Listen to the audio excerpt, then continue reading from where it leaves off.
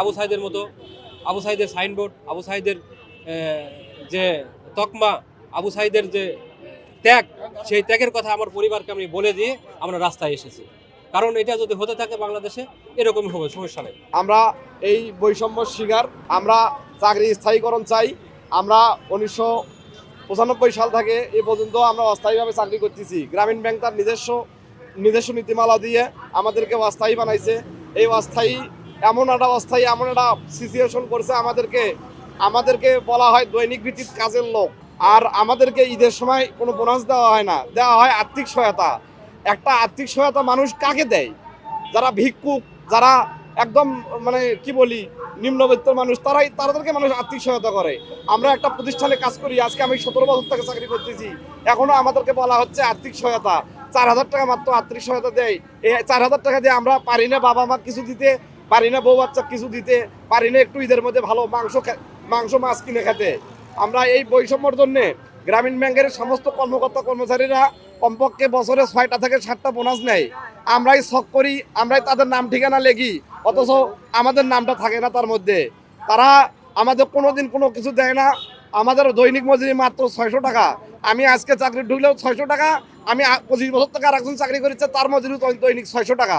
এটা কি এটা বৈষম্য নয়? আপনাদের মিডিয়া এবং বিভিন্ন মিডিয়ার মাধ্যমে আমরা জানতে চাই যে একটা মানুষ 25 বছর থেকে চাকরি করছে, তার মজুরি যদি 600 হয়, আর আজকে একজন ঢুকলে তার মজুরি 600 হয়, এটা কিভাবে সম্ভব? তাহলে সিনিয়র জুনিয়র কিভাবে হলো? আমরা ব্যাংক পক্ষকে অনুরোধ করব, তারা আমাদের সাথে যদি না বসে সমাধান করে, আমরা রাজপথে জীবন দেবো, তবু আমাদের চাকরি স্থায়ী করে নিয়ে এখান থেকে ফিরবো ইনশাআল্লাহ। আমরা দীর্ঘদিন ধরে এই দাবি জানিয়ে আসছি, আমাদের চাকরি স্থায়ীকরণের দাবি। এটা আমাদের ন্যায্য হিস্সা। এটা এই দাবি আমরা 2012 সাল থেকে আন্দোলনের মাধ্যম দিয়ে কূটনৈতিক আলোচনা এবং শান্তি আলোচনার জন্য আমরা বারংবার তাদেরকে অবহিত করেছি যে আমাদের সাথে বসে আমাদের এই দাবিগুলো, হিস্সাটা, আমাদের অধিকারটা আমাদেরকে দিয়ে দেন। এটা আমাদের ন্যায্য অধিকার। শ্রমিক ফেডারেশনের শ্রমিক আইন, বাংলাদেশ শ্রমিক আইনের যে ধারা আছে, সেই ধারা অনুযায়ী এটা আমাদের ন্যায্য অধিকার। এটা থেকে আপনারা বঞ্চিত করবেন না। তো তারই ধারাবাহিকতা আমরা 2018 সালে এবং 19 সালে আমরা হেড অফিসের সামনে অবস্থান কর্মসূচি করেছিলাম। সেখানে ঊর্ধ্বতন কর্তৃপক্ষ আমাদেরকে একটা লিখিত আশ্বাস দিয়েছিলেন যে আমরা বোর্ড গঠন করে 1 মাসের মধ্যে আপনাদেরকে প্রয়োজনীয় ব্যবস্থা গ্রহণ করব।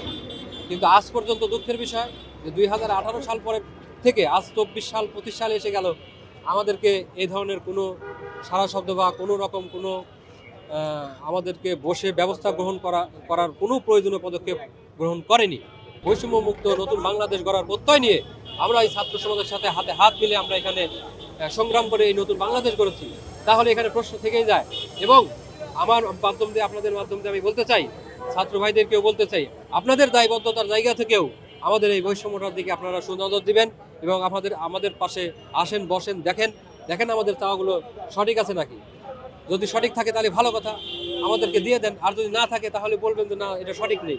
কিন্তু আমরা চাওয়ার কথা বলবো, আমাদের ক্ষুধার কথা বলবো, আপনারা আমাদেরকে লাথি মারবেন, অন্ধকারে লাথি মারবেন, আমার রুটি রোজগারের আঘাত করবেন, এটা মেনে নিতে পারি না। যখন আপনারা এটা করবেন তখন আবার কোনো অভ্যুত্থান হবে।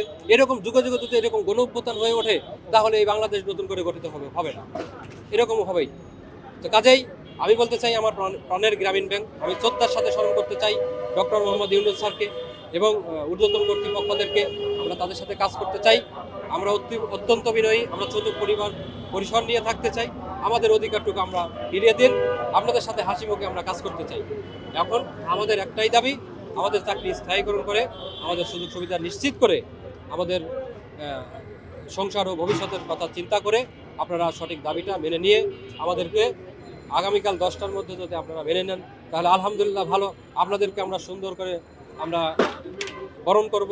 হ্যাঁ, আর যদি তা না হয় তাহলে আমরা রাস্তায় এসেছি। আপনারা বুঝতেই পারছেন, বর্তমান বাংলাদেশের ম্যান্ডেট গ্রামীণ ব্যাংকের প্রতিষ্ঠাতা ডক্টর মোহাম্মদ ইউনূস। আমরা গ্রামীণ ব্যাংকের সাইনবোর্ড নিয়ে আজকে রাস্তায় এসেছি। আপনারা বুঝতে পারছেন যে আমরা কতটা ক্ষিপ্ত, কতটা ক্ষুধার্ত।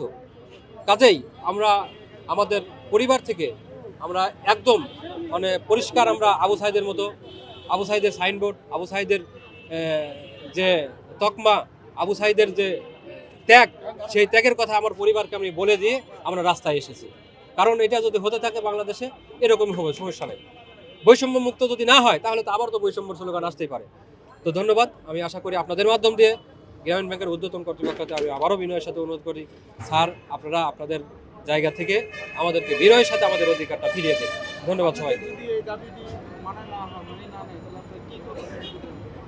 আমি মনে করি এই দাবি আমাদের যৌক্তিক এবং বাংলাদেশ ব্যাংক তথা জনগণের কাছে বিভিন্ন মহলে আমরা এই কাগজপাতিগুলো দিয়েছি, সবাই বলেছে আমাদের এই দাবি ন্যায্য। তাহলে তারা যদি এটার বিরোধিতা করে বা এদের সাথে বা সরকারের কোনো তৃতীয় পক্ষের সাথে আমাদেরকে বসে বুঝাক যে তোমরা এই কারণে পাও না, তাহলে বুঝাক, সবাইকে দিয়ে তৃতীয় মাধ্যম দিয়ে বুঝাক যে তোমরা এই কারণে তোমরা এটা পেতে পারো না।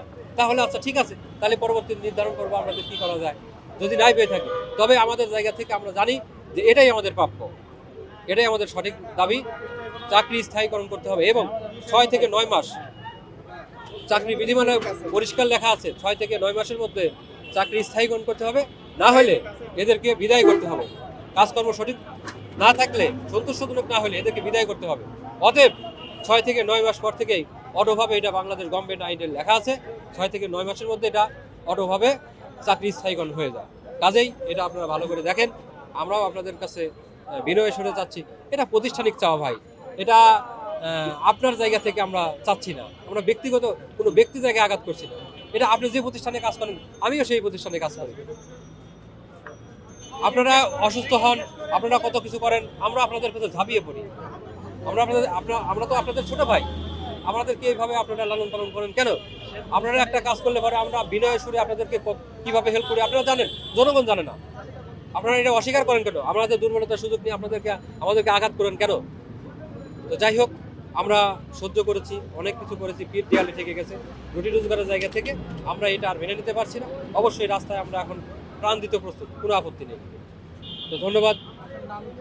আমার নাম আলাউদ্দিন আল মামুন, আমি এই সংগঠনের সভাপতি। জি, ওকে।